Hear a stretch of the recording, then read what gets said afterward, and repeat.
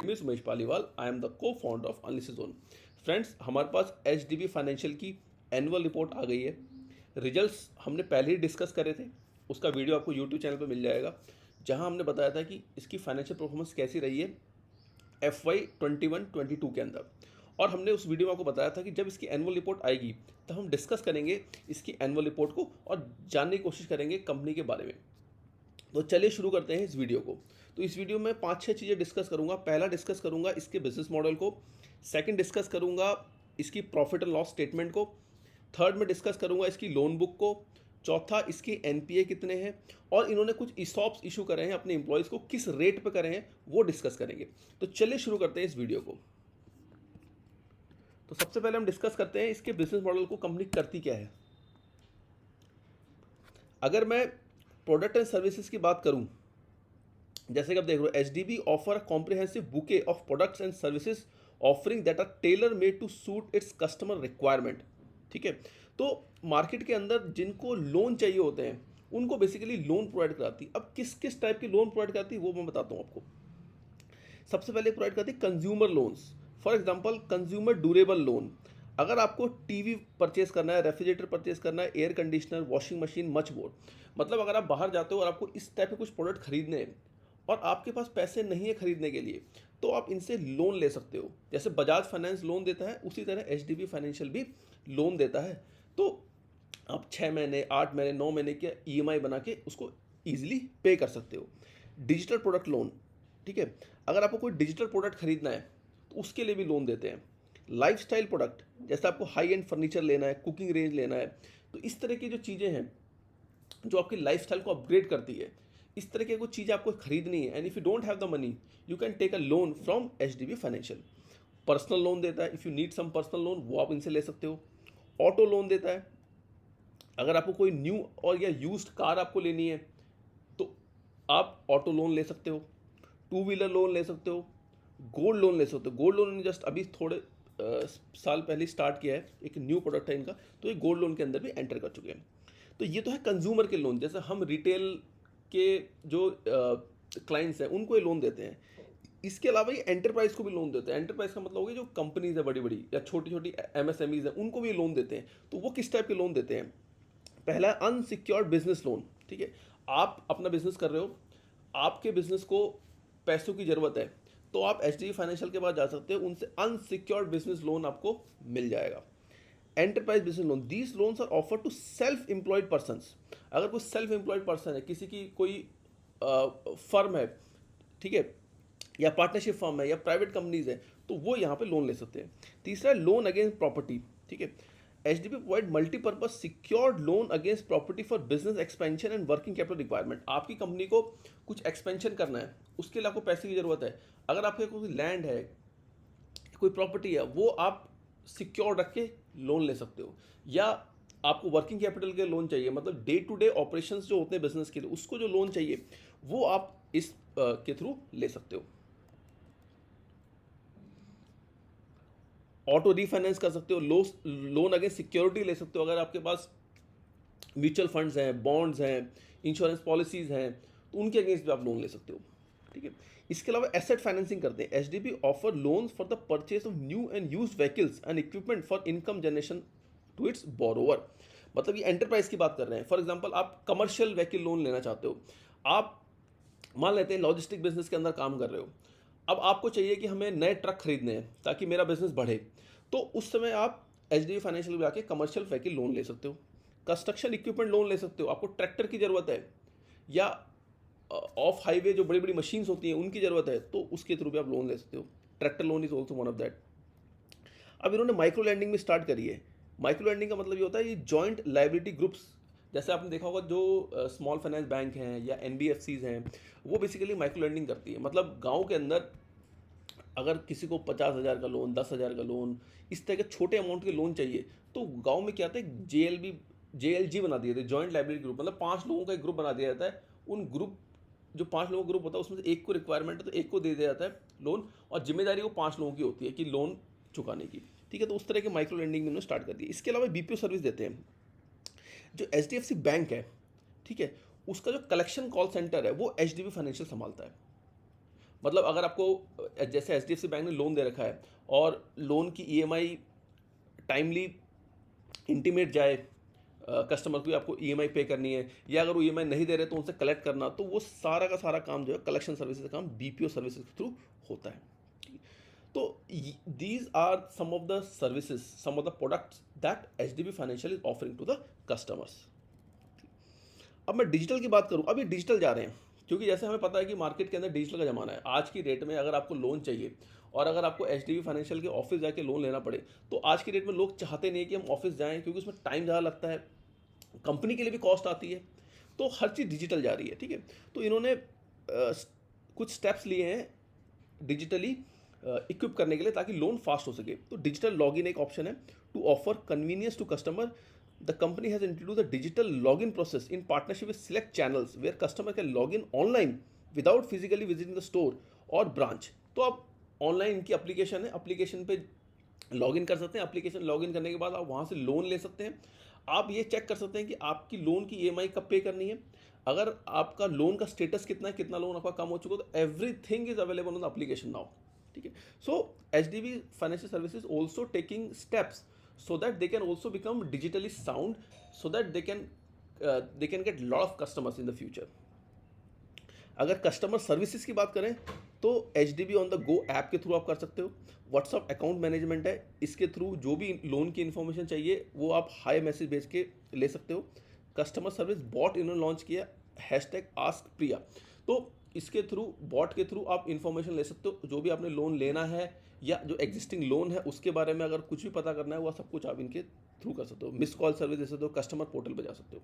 तो digitally initiative बहुत ज़्यादा ये ले रहे हैं। तो ये ओवरऑल बिजनेस मॉडल था एचडीबी फाइनेंशियल का। अब जल्दी से इसके फाइनेंशियल डिस्कस करते हैं, प्रॉफिट एंड लॉस स्टेटमेंट में जाके किस तरह से इन्होंने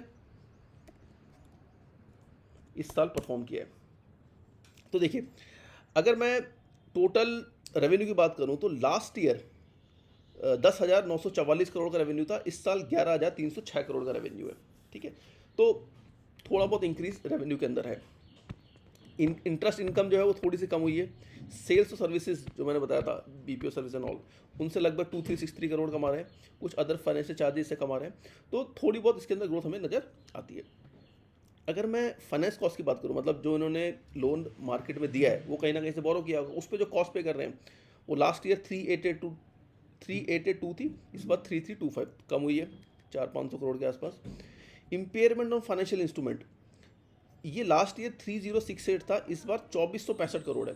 देखो, इम्पेयरमेंट ऑन फाइनेंशियल इंस्ट्रूमेंट क्या होता है कि कंपनी ने लोन मार्केट के अंदर दे रखा है और कंपनी को ये लगता है कि कुछ लोन वापस नहीं आ सकता या उसको लेने में हमें दिक्कत हो सकती है, तो उसकी हमें आज की डेट में प्रोविजनिंग करनी पड़ती है। जो इंड एएस का रूल है, उस रूल के हिसाब से जो अकाउंटिंग प्रिंसिपल है वो ये कहता है कि ऐसा नहीं कि फ्यूचर में जब वो लोन नहीं मिलेगा तब आप उसकी प्रोविजन करोगे, नहीं, आपको आज ही अपनी पीएल के अंदर बुक करना है। तो लास्ट ईयर इनको लगता था कि लगभग 3,000 करोड़ का टोटल लोन है जो हो सकता है वापस ना आए, तो उसकी इंप्लीमेंट इन्होंने कर दी थी। इस बार बुक कम हो गया है, 2400 करोड़ हो गया है, तो यहाँ भी 500 करोड़ की सेविंग हुई है, तो लगभग 1000 करोड़ की सेविंग यहाँ पर हुई है। एम्प्लॉय बेनिफिट एक्सपेंस जो थे 2900 करोड़ थे, जो कि बढ़ के 3500 करोड़ हुए हैं।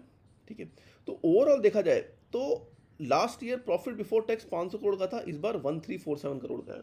ठीक है, तो यानी 1347 करोड़ के आसपास का टोटल प्रॉफिट बिफोर टैक्स आया है। अगर मैं टैक्स दे के बात करूं तो लगभग 391 करोड़ लास्ट ईयर था और 1011 करोड़ इस बार आया। हालांकि जंप बहुत ज़्यादा नज़र आ रही है, लेकिन ये साल ऐसा था जहां पर कोविड ने हिट किया था एक इंडियन इकोनॉमी को, और उस पर्टिकुलर पीरियड के अंदर सबसे ज़्यादा दिक्कतें बैंकिंग सेक्टर को आई थी।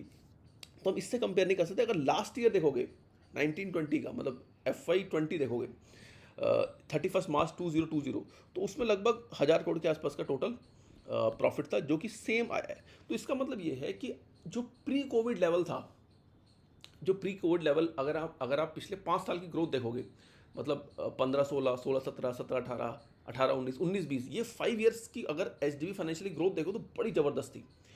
दिक्कत आई 20-21 के अंदर, 21-22 के अंदर अब वो नॉर्मलाइज हो चुका है, यानी पिछले साल जो दिक्कत थी वो अब नॉर्मलाइज हो चुकी है, यानी अब ये 19-20 के लेवल पे पहुंच चुका है। तो अब क्या है कि नेक्स्ट ईयर से 2020 22-23 का जो पीरियड आएगा, 23-24 जो नेक्स्ट 2-3 ईयर्स आएंगे, उसमें अब हमें लगता है कि इसके अंदर अच्छी ग्रोथ आ सकती है। तो इस साल जो है वो मोटा मोटा हम मान सकते हैं परफॉर्मेंस ऑलमोस्ट सिमिलर है 19-20 की। ठीक है, अब इसकी डिस्कशन करते हैं लोन बुक कि कितना लोन ये बांट रहा है। अगर मैं लोन बुक की बात करूं तो 2021 के अंदर 61325 की लोन बुक थी, जो कि आज की रेट में 61326 की है, यानी ऑलमोस्ट सेम लोन बुक है।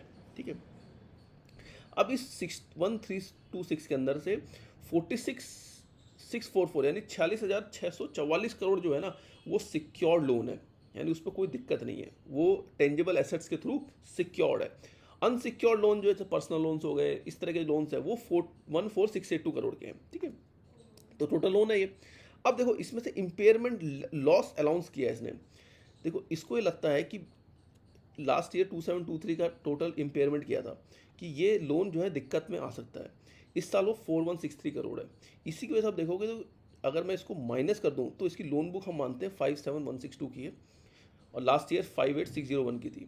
हालांकि ऑलमोस्ट लोन बुक सेम है, लेकिन इम्पेयरमेंट बढ़ा है कि इसको लगता है कि इतना इम्पेयरमेंट हो सकता है, इतना हमें हो सकता है लोन वापस ना आए, तो इसने यहाँ पर वो माइनस कर दिया। तो ये टोटल लोन बुक इसको नज़र आती है। अगर मैं एनपीए की बात करूँ, देखो सबसे इंपॉर्टेंट होता है एनपीए। अगर आप देखोगे जो इसकी 61326 की जो बुक है, ये 61326 करोड़ का टोटल लोन मार्केट में दे रखा है, इसमें स्टेज वन मतलब ये सिक्योर लोन, मतलब इसमें कोई दिक्कत नहीं है। 56,142 करोड़ ऐसा है जो लोग टाइम पे अपनी ईएमआई पे कर रहे हैं, कोई दिक्कत नहीं है। स्टेज 2 में भी कोई दिक्कत नहीं है, मतलब ये स्टेज 1 स्टेज 2 वो लोन है। देखो एनपीए कब बनता है, एनपीए तब बनता है जैसे आपने मान लेते हैं 10 लाख रुपए का लोन एचडीबी फाइनेंशियल से ले रखा है। अगर आप 3 महीने लगातार अपनी ईएमआई पे नहीं करते हो तो वो स्टेज 3 के अंदर आ जाते हैं। ठीक है, यानी 3058 करोड़ का ऐसा लोन है जो मार्केट में इन्होंने दे रखा है, और वो इंडिविजुअल हो या कंपनी हो, वो पिछले 3 महीने से अपनी ईएमआई पे नहीं कर रहे हैं। जो स्टेज 1 स्टेज 2 होते हैं, मान लेते हैं आप 1 महीना अपनी ईएमआई पे नहीं करते हो तो वो एनपीए नहीं बनेगा, वो स्टेज 1 के अंदर आएगा। अगर आप 1 महीने से 3 महीने के बीच में 2 अपनी स्किप करते हो ईएमआई, तो वो यहाँ 2125 जो स्टेज 2 है उसके अंदर आएगा। एनपीए बनेगा जब आप लगातार 3 महीने तक अपने लोन की ईएमआई पे नहीं करोगे, then it will come under stage 3। तो स्टेज 3 को हम एनपीए मानते हैं, तो वो 3058 का है और टोटल लोन बुक इसकी है 61326। तो लगभग 4.98 का इसका आज के डेट में एनपीए। तो ये एनपीए जब 2% के नीचे आ जाएगा तब हम मानेंगे कि हाँ अब कंपनी परफॉर्म करना स्टार्ट कर रही है। तो लास्ट ईयर भी ऑलमोस्ट 4.5 के आसपास था, तो अंडर 5% एनपीए है। लेकिन हमें लगता है कि अब आने वाले समय में इनके इम्पेयरमेंट्स भी कम होंगे, जैसे जैसे इनको लगेगा कि हाँ अब तो लोन वापस आ रहा है, क्योंकि अब इकॉनमी आगे ग्रो हो रही है, हर सेक्टर के अंदर अब ग्रोथ नज़र आ रही है। तो जब बिजनेस बढ़ेगा, सेक्टर बढ़ेंगे, तो उनको जो जिनको इन्होंने लोन दे रखा है उनसे लोन लेना भी आसान हो जाएगा। अब डिस्कस करते हैं इसके इसॉप को कि कैसे इन्होंने इसॉप इशू करे। तो इनके अलग अलग स्कीम चलती है। देखो ESOP 10, ESOP 11, ESOP 12, ESOP 13, ESOP 13A, ESOP 14। ठीक है, तो अगर आप देखो इसॉप 10 जो था ना, इसमें 5500 शेयर लोगों ने एक्सरसाइज किए थे। ठीक है, उस समय एक्सरसाइज प्राइस 213 रुपये का था। ठीक है, अगर मैं इसॉप 11 की बात करूं तो लगभग 2,69,610 ये टोटल ऑप्शन एक्सरसाइज हुए थे। ठीक है, और वो समय प्राइस 274 का था, फिर 300 का हुआ, 348 का हुआ, अब जो प्राइस है 433 का। लेकिन अभी ना तो वेस्टेड है ना कुछ एक्सरसाइज है। ठीक है, इस कुछ हुआ नहीं है, लेकिन प्राइस जो है अगर कोई लेना चाहेगा, ये 22 लाख टोटल ग्रांट किए इन्होंने इस साल, उसका प्राइस जो आएगा 433 रुपीज़ का आएगा। अगर मैं इसकी आज के वैल्यूशन की बात करूँ किस वैल्यू पे चल रहा है, तो अगर आप इसकी बुक वैल्यू निकालोगे, इसकी बुक वैल्यू आ रही है 120 रुपीज़ की। ठीक है, 120 रुपीज़ की जो बुक वैल्यू है उसके हिसाब से 650 पे आज की डेट में अवेलेबल है, यानी 5.41 की वैल्यूशन पे आज की डेट में अवेलेबल। इसका जो क्लोज पीयर है वो बजाज फाइनेंस है, और बजाज फाइनेंस को देखूं तो बजाज फाइनेंस जो है ना वो 722 की बुक वैल्यू पे है, और करंट प्राइस है 6051 का, यानी 6051 डिवाइड बाई 722, यानी वो 8.38 की वैल्यूशन पे। यानी इसका मतलब ये है कि हालांकि पिछले 2 सालों में ग्रोथ नहीं है, एचडीबी फाइनेंशियल के अंदर, लेकिन वैल्यूएशन की टर्म्स में अगर देखें तो बजाज फाइनेंस से अब ये थोड़ा सस्ता नजर हमें आता है। तो इसी के साथ मैं इस वीडियो को अंत करता हूं। होप ये वीडियो को पसंद आया होगा। इस वीडियो में डिस्कस किया कंपनी के बिजनेस मॉडल को, कंपनी के profit and loss statement, company की लोन बुक की ग्रोथ क्या है, कंपनी के टोटल एनपी आज के डेट में कितने हैं। हमने डिस्कस किया कि कंपनी जो ईसॉप इशू करने वाली है वो किस प्राइस पे करने वाली है, और अंत में हमने इसकी वैल्यूएशन डिस्कस करी कि आज की डेट में अनलिस्टेड के अंदर जो एक कंपनी अवेलेबल है वो किस रेट पे अवेलेबल है और किस प्राइस टू बुक पे अवेलेबल है। वीडियो के अंत में एक अनाउंसमेंट मैं करना चाहूंगा कि अनलिस्टेड जोन ने अपनी एंड्रॉइड एप्लीकेशन लॉन्च करी है। ये एप्लीकेशन आप प्ले स्टोर से जाके डाउनलोड कर सकते हैं। इस एप्लीकेशन के थ्रू आप वन क्लिक पे किसी भी अनलिस्टेड शेयर को बाई या सेल कर सकते हैं। जो हम अमेजिंग वीडियोस बनाते हैं, ब्लॉग्स लिखते हैं, फंडिंग न्यूज मार्केट के अंदर आती है, वो हम एप्लीकेशन के थ्रू प्रेजेंट करते हैं, वो भी आप वहां चेक कर सकते हैं। अगर आपको किसी भी कंपनी का पिछले 6 महीने की प्राइस मूवमेंट देखनी है तो वो भी आप एप्लीकेशन के थ्रू देख सकते हो। तो आपसे रिक्वेस्ट करूंगा फिर से कि आप एप्लीकेशन प्ले स्टोर पर जाइए और वहां से एप्लीकेशन को डाउनलोड कीजिए। तब तक के लिए धन्यवाद।